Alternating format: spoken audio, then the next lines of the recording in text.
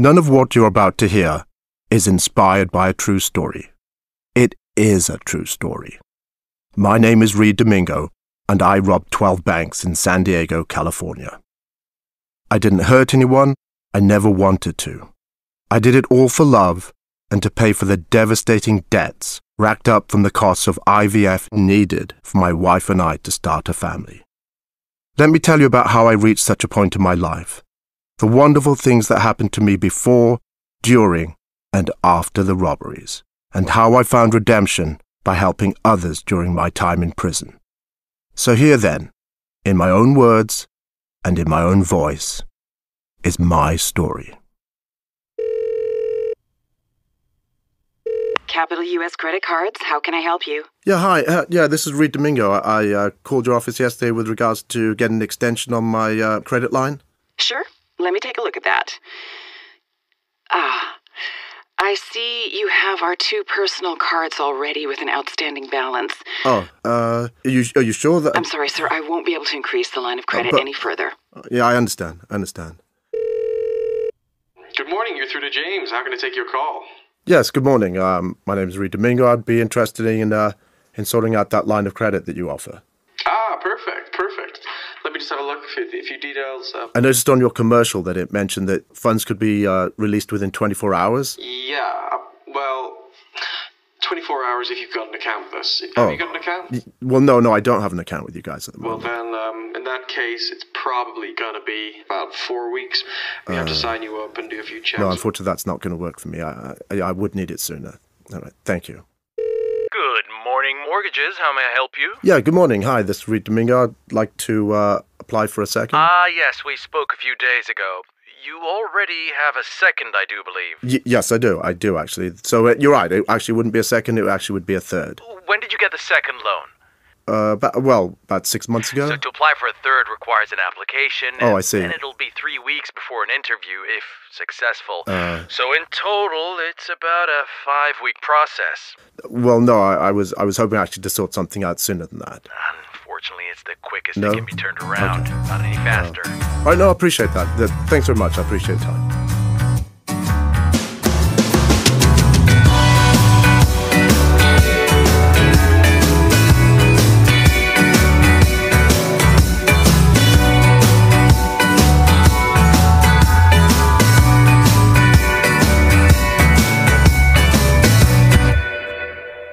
So who was my father-in-law, Carl Lorenzo? Physically, he was a bear of a guy. Over 6 foot, 200 pounds. That would be 16.5 stone imperial. But he was a gentle giant.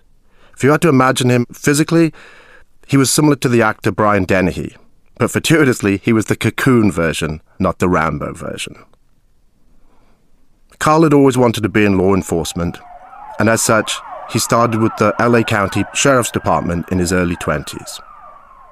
Initially, his family lived in La Puente, which is a suburb of Los Angeles. It is there that Patrice was born, the second of 5 children. Carl had been reassigned, and the family moved to Lake Forest in Orange County. There, the 5 Lorenzen children grew up.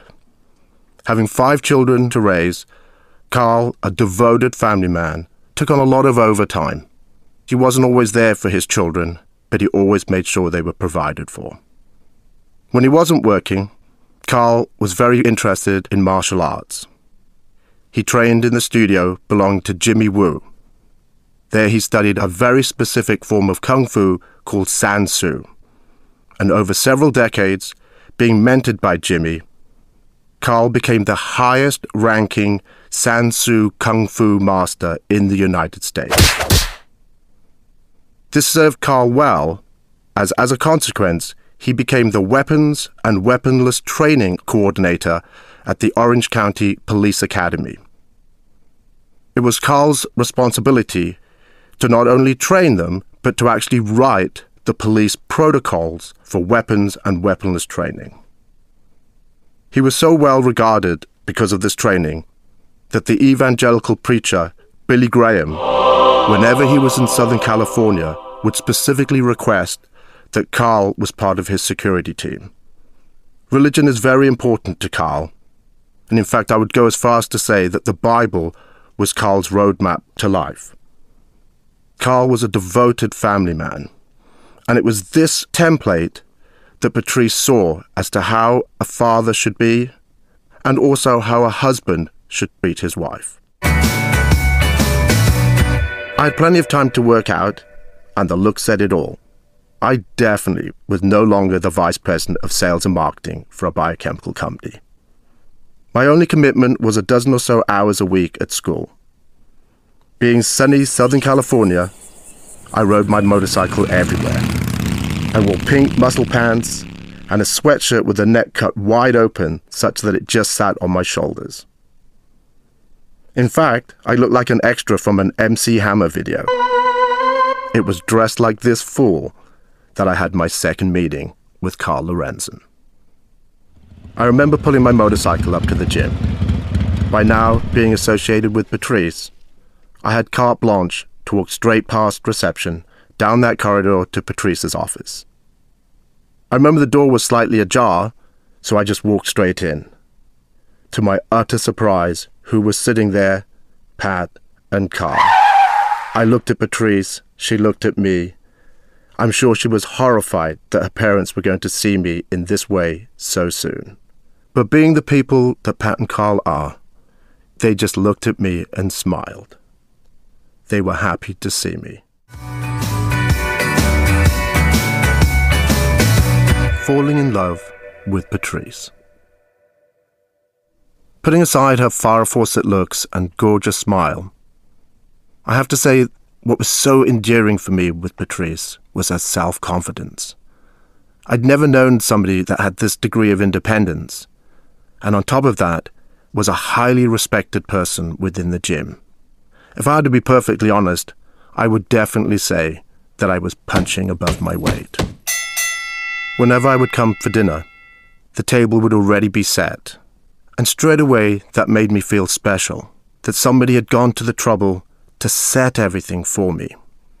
When we used to have dinner together, it was wonderful to talk, and the only thing that we did more than talk was laugh. She really enjoyed my British sense of humour, and, correctly or not, she actually thought I was intelligent. Patrice always had time for me. Whenever I called, she was available. Recalling those wonderful meals at Patrice's, we would have the meal, have our dessert. Patrice would walk around the table and ask me to pull my chair out. Having done so, she would straddle my legs, sit on my lap, and we would be really close. I was definitely falling in love. Up until that point, I think I was just dating young girls. Absolutely nothing wrong in that. I was just a young man in my early 20s. But now, fate had brought something wonderful to me. I think for both of us, with the past relationships that we had just come out of, what we were experiencing was new, fresh, and exciting. It was definitely a time where both of us were really enjoying having something that we'd felt we'd lost in the relationships that we'd had. It was funny, I think a lot of those people around Patrice thought she'd lost her mind. Here she was, married to a professional athlete, and had the perfect life. They had 3 children, Patrice, a director in 15 gyms. Now, she's dating that crazy guy with the hair and the accent? She must have lost her mind. On top of that, there was the rumor going around that I was a prince. Absolutely ridiculous. I remember the first time that Patrice told me she loved me.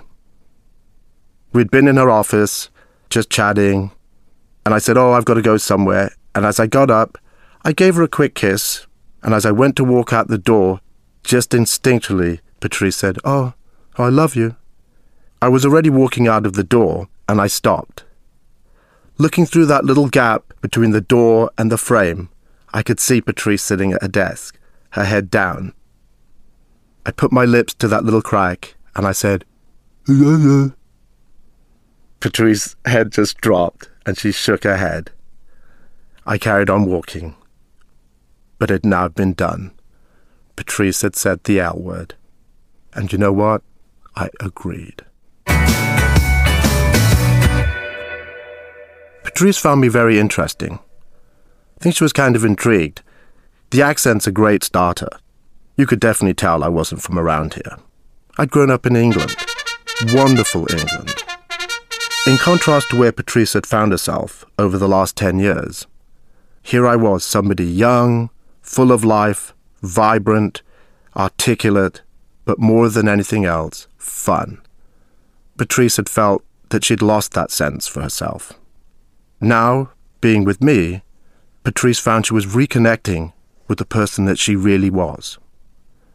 To cap it all, I think Patrice was drawn to my personality. She truly felt that I was a kind-hearted person. People always put me with somebody totally different, like Ken and Barbie type, you know. There were some male instructors, they were like, what, you know, hello, you know, because I was married, you know. I never messed around or flirted with anybody. So when the fact that came out like, oh, you're divorced now, you know, I'm not trying to toot my own horn, but there was a lot of guys that were like, yeah. And they were like, couldn't believe it. They're like, with him? Like, what are you kidding? You know, and I'm like, I like him.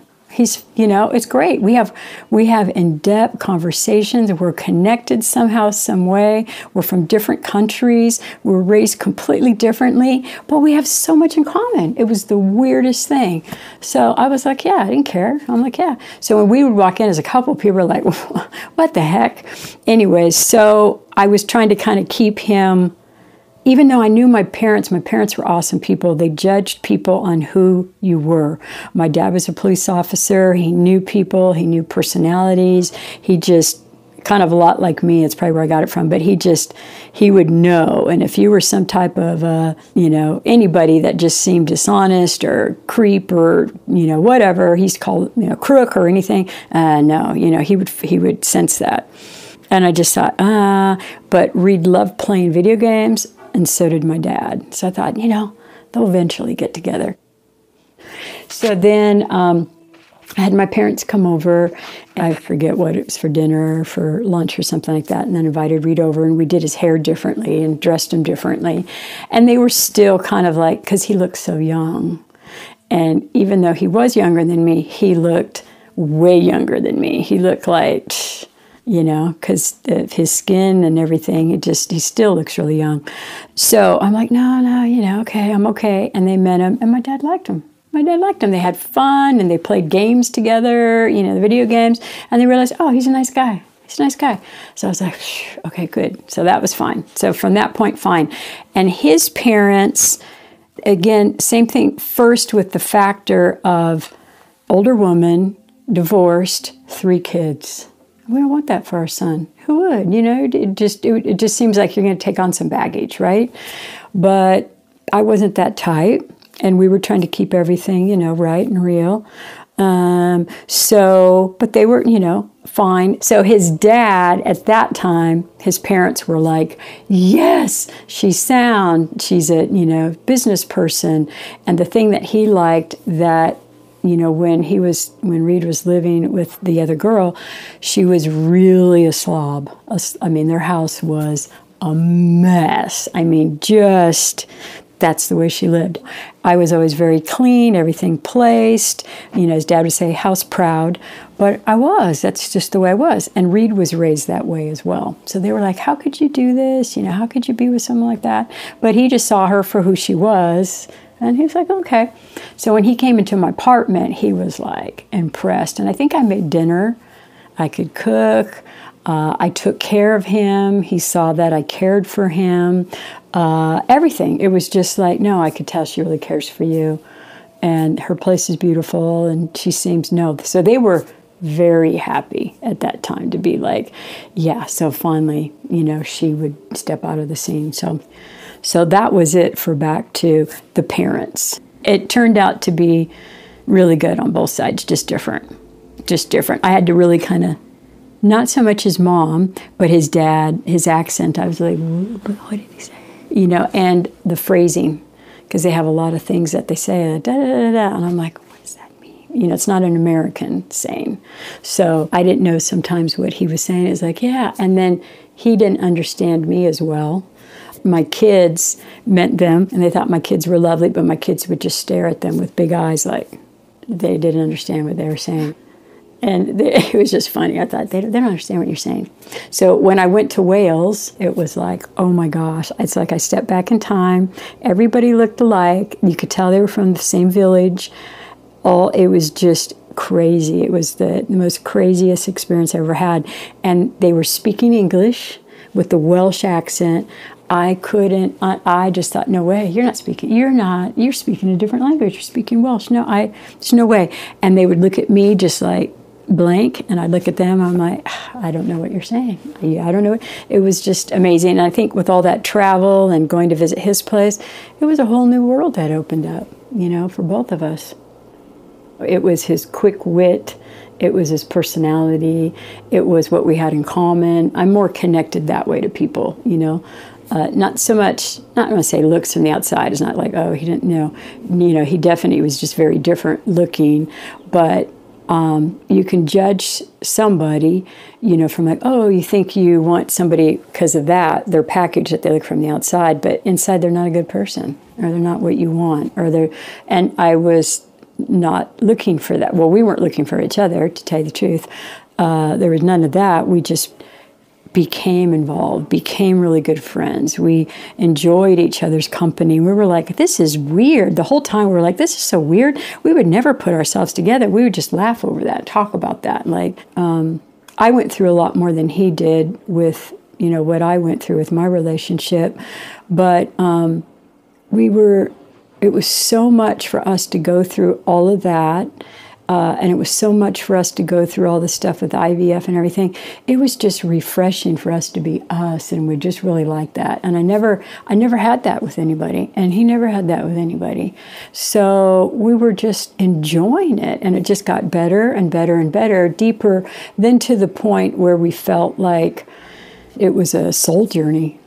Letting that evolve and having the deep connection that we have, that's what held us together. And any other relationship would have been severed, gone, not thinking about, oh yeah, that was the time, woo, but for some reason with us, we're just connected at a deeper level. And I don't know what it is, but we are. And I've had a lot of people, and I've worked with a lot of different people, and I've had a lot of people that knew us, and they felt that. But it was just as unbelievable to us as it was to everybody else. So it was, that's what helped us go through everything that we've been through. That's the glue, I guess. Deep in there, but that's where it was, yeah. We were just different. So when I got off work, done. No phone calls, no nothing. I would just cook an awesome meal, sit at home and just enjoy the peace of home and a wonderful meal, and watch something on TV just to unwind. And he loved that. So we were both that way. We weren't social. We weren't hanging out, parties, and like, hey, and doing all that. No, we weren't. We were just when we got off, it was quiet. It was just between us. It was cooking together. It was laughing, and everything it was a constant date. We didn't go out on dates. Once in a while we'd go to dinner or something like that, but it was so socially busy because of, especially with my work, that was the exact opposite. So even, just through my whole career, it's like, nope. Yeah. When we moved into my condominium, Patrice presented something that was amazing. Patrice said, it's your condominium. Why don't you pay the mortgage and I'll pay all the rest of the associated bills? It was a win-win for both of us. I only now had to pay my mortgage and have no household expenses. For Patrice, she was no longer paying rent and household expenses. One of the funny things that Patrice did when she moved in was she had a little collection of ceramic vegetables. As you'd walk towards my condo, you would pass my kitchen window before coming to the door. Patrice arranged these little ceramic vegetables along the windowsill. From my perspective, I think she was marking her territory. She was definitely letting any other woman know that she now lived there. and this man was hers. It was a wonderful time for us. Patrice had a motorcycle, I had a motorcycle. We used to go bike racing, once, if not twice a month. It was wonderful. Another example of how well Patrice and I used to function together was that whenever we used to come back from a weekend of racing motorcycles, we'd put the bikes away in the garage, take our gear bags with our leathers, helmets, clothes, take it back up to the condo, and while Patrice sorted all of that out, I would place a to-go order at a local restaurant, go and pick the food up, and by the time I came back, everything was put away, the house was immaculate, and we could enjoy our evening together. Without any shadow of a doubt, those were the halcyon days. As always, things seemed to come to an end. I remember quite distinctly, it was a summer evening, and the phone rang. It was my dad. "Hey Dad, how's it going?" His mood was quite somber. The next words always ring in my head. My father told me that he and my mother were getting a divorce. When I was younger, it didn't matter what scrape I sort of found myself in, what mess I had created. The one stable thing I always had was my parents. I knew I could just jump in a car, get on a train, take a bus, go back to my parents' house, where I would find safety and security. That was no longer going to be the case. It sounds kind of crazy, but at 27 years of age, I was devastated. It's amazing how things always seem to come, but at that same time, Patrice had now been informed that the marital home was now going into foreclosure. I talked to Patrice, and she obviously made it quite clear that if the house was gone, she would also lose any equity that she had. It was a really nice house. I had been there several times. It was probably worth about maybe 3 to 4 times what the condo was worth. We convinced ourselves that rather than paying off the condominium, why don't we take that money, pay off the debts associated with the house? That was the plan. We were going to follow through on it.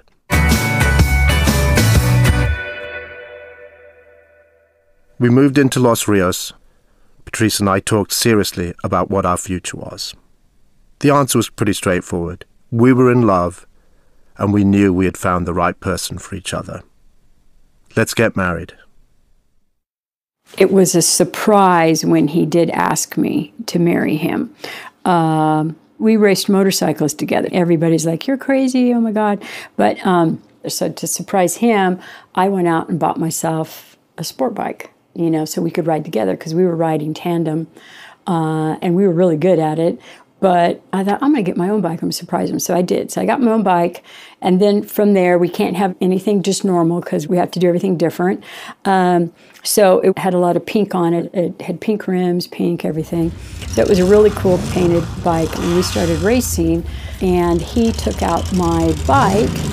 He was like, I put a different exhaust system on or stuff, and they were tuning it. So the mechanic there working on it. And so Reed goes, "Okay, I'll take it out for a couple quick laps around the track." Right? So I see my bike going around, going around the track. And then all of a sudden, boom, got a crash, And all I see is a pink explosion. It's my bike. And I'm like, so of course, half of me was, oh my God, he crashed. Is he okay? But you had a bunch of, leathers and gear and pads and helmet and stuff like that. And on the race tracks, it's actually safer to crash because they're clear. You just slide off into something. If you crash on a road, you're dead. Most likely you're going to hit a car's going to run over you. So anyway, it's not that I didn't care. It was just safer. You just kind of roll off and you might, get yourself messed up, but you're going to be okay. And then I saw a pink explosion. I'm like, oh my God, my bike. He's crashed my bike. Only he would do that. Anyways, so with that, he broke his, I think the fibula in his calf. So he was in a boot. Yeah, so he had to have a boot, broke it, whatever. So anyways, to make a long story short, I was teaching a class. The owner called me, the owner of Region 10. She said some big people are coming into town and they're going to pop into your class. So make sure everything looks good and you're teaching your class today. Some of the facilities, I had more than 90 people and they were huge. Reed and I used to teach together and we had a 3-month waiting list because we taught together as a team. It was great. It was so magical. Anyways, so I'm teaching my class and I'm worried. I'm like, who's this person coming in? Oh my gosh, I'm sweating bullets. I'm thinking, okay, great, but I delivered a really good class. Everything was good. Everything looked really good. And then all of a sudden, Reed comes in with his cast, limping in. I'm like, what is he doing here? There's important people coming in today, oh my gosh, And I was just like, hi, like, okay, And then I see our other friend with him, and I'm thinking, oh, what are these two guys doing up here when I'm teaching a class packed, barely room for them to get in. And then all of a sudden, Reed, I'm thinking in my mind, just keep everything going. And everybody in the class knew, I'm like, hey. And then he comes walking up in the middle that I'm teaching. I'm like, oh my God, I don't know who these people are. Oh my gosh, I just thought, this is gonna be bad. And he comes up and he's like walking with something. I'm looking at him like, what are you doing, And then he goes to bring out a ring in the box, and then he goes to get down on one knee, but he has a cast on, and he fell.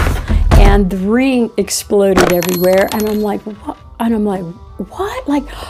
And I'm thinking, oh my gosh, what are you doing? And I'm thinking, and I was so excited, but I thought, oh, would these people be in here? And then all of a sudden, people start coming around the corner and smiling, and everybody, and I thought, oh, okay. So then he asked me, and I was like, yeah, of course, sure. So it was like a crazy, crazy thing. But everybody knew, and I didn't know. And the whole thing was set up for me to go there because he was going to go there and propose to me, and he wanted to do it in front of my class because everybody knew me. And, we were very, it was like a family. So he wanted everybody to be a part of that, and they knew him, and the owner knew him too and loved him. So yeah, she knew about the whole thing. So I didn't know that, but yeah, no, he set that up. I'm surprised he pulled it off. So that was a very magical time with him and his cast after he blew up my bike and crashed it. And I said, only you could do that,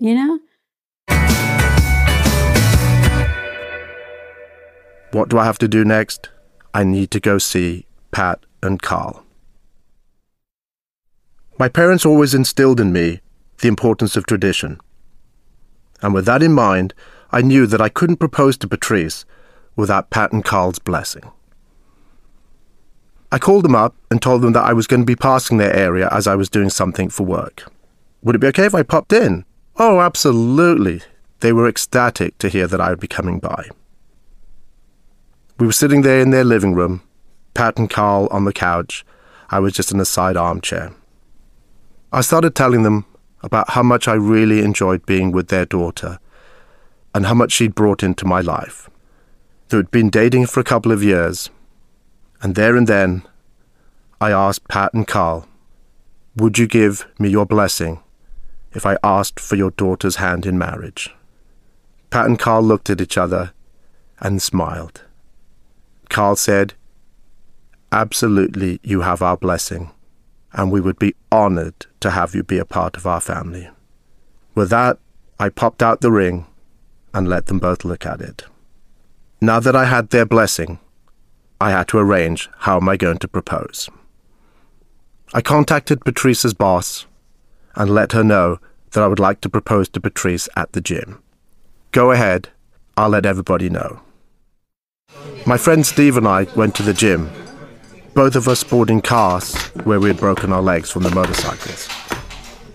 As we hobbled upstairs, I could see Patrice was just concluding her class. Perfect timing.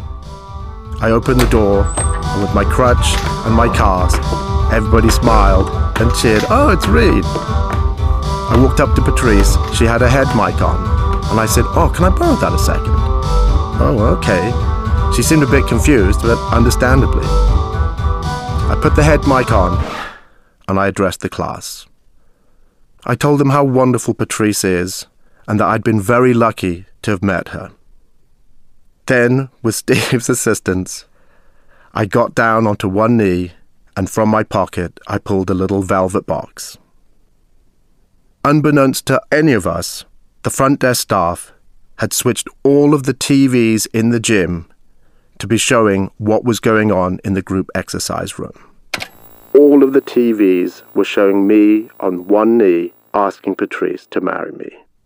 I opened the box, Patrice looked at the ring, and I asked her, "Will you marry me?"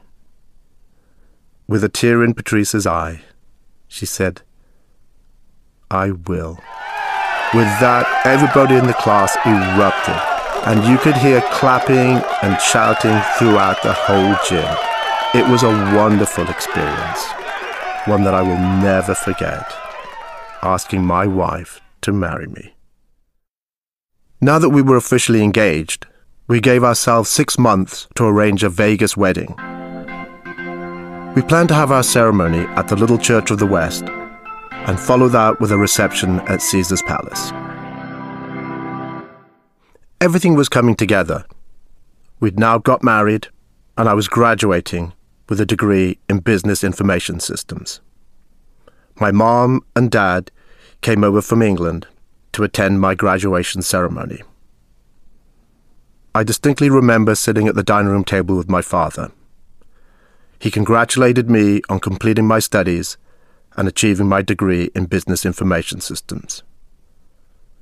As far as he was concerned, our arrangement was now complete. He was looking forward to me returning to Biosime. He also informed me that now was the time for me to return to London and resume being the sales and marketing director for Biosime Laboratories. This is not the news that I wanted to hear. And with that, I told my dad that my plans had now changed and I wasn't coming back. I don't really remember my dad saying very much. I could just see that little vein pulsing on the side of his forehead. "That's your choice," my father said. He got up from the dining room table, pushed the chair back in, exited through the front door, and made his way back to London. The upshot of all of that? Within 3 months, Biosime was up for sale. So this is it. Patrice and I were now going to forge our own way. What are we going to do? I'm not sure if you remember earlier, but I mentioned that when we used to go motorcycle racing, one of the things we used to do when we came back was I would place a food order, go and collect it, and then bring it back. This was something we did quite often. One of the things we always used to say was, wouldn't it be nice if we could just call somebody else to go do that? Our business plan came into effect, and we came up with the idea for a business called Gourmet Express. The concept is obviously well known today, but it wasn't so much in the early 90s. Without any shadow of a doubt, Patrice is the brains of this operation. Patrice went out and met local restaurants and explained our concept to them. She told them that we had a fleet of drivers, computerized system, we'd be faxing in the orders, taking care of their customers. It sounded fantastic. A computerized system, notepad and paper. Fleet of drivers, you're looking at him. I don't know how we did it, but Patrice pulled it off. And I remember we started our first week of Gourmet Express, and we had 8 restaurants on our roster. It was a bit of a slow start, because in effect we actually had to educate the customers on how to use us. We focused on residential deliveries at first, because obviously that's what we were. It was done in the evening. Someone would call, Patrice would contact the relevant restaurant, and then I would go and collect it and deliver it. Here we were, basically, a one-man band. We'd only been running Gourmet Express for about a month. It was a rainy day, and Patrice had placed an order which I needed to go and collect. As I was coming down a hill towards the restaurant, the road bent left, then it bent right. For whatever reason, the car got out of control, slid across the road, and crashed head-on into a tree. Unbelievably, I was unhurt. another car pulled up behind me and asked if I was okay. I said, absolutely. I opened the back door of the car, grabbed the bag of food, and asked the driver, could you give me a lift back to my house? I live about 2 minutes away from here. Of course. Quickly, we went back to my house. I opened the garage, jumped into Patrice's car, and completed the delivery. When I got back, Patrice and I went to go collect the crashed car. When we pulled up to it, the police were already there, with a tow truck, extricating the car from the tree. Were you the driver? Yes, I was. Okay, you need to take a breath test. Did all those formalities, everything was fine. When we got back to the house, we were just sitting there. What are we going to do? We've lost the car now. With everything that was going on, I was feeling a little bit frustrated. We closed out that first year, and we made about $20,000 for about 4 months' work. Then next year, as the business grew, we probably grossed about $135,000. Towards the end of the year, one of our restaurants contacted us and asked us to deliver a lunchtime order to a corporation that they serviced. We did that, and at the end I picked up the receipt from them. That delivery alone was several $100s. Considering we were making, on average $30 to $50 for a residential delivery, the realization that you could do a lunchtime delivery and make hundreds of dollars seemed really appealing. Why don't we focus on that side of the business? You could say that was the light bulb moment for us. At the end of that year, we closed the residential part and just focused on corporate lunchtime. At the end of our first year of corporate business, we had grossed $650. This was the way we needed to do it. With the money we were making from Gourmet Express, we decided to move. To cut a long story short, that's how we found the Yellow House. We had barely been there for 6 months when we were getting wind through the grapevine that there were some big boys coming down the coast from LA. They were a much bigger operation than we were, and they were eating up all of the small delivery services just like ours. We knew that we were slightly different because we focused on a corporate lunchtime setup. But the big issue that we would have had was that this new company, as they were coming down the coast, they were signing exclusive deals with the restaurants. There would not be room for us. We could see that this was probably going to be the beginning of the end. And with that, we sold the most lucrative part of our business, the database, to another local company. This was going to be the end of Gourmet Express. Please, God, if you get me out of this, I promise I will never do this again. I paused, and I heard nothing. I left out of that classroom and went back to the window that was at the front of the building. I looked out, and where there had been police searching through the hedges, getting closer to the building, they were gone. No police cars, no helicopter. All I had to do was keep my promise.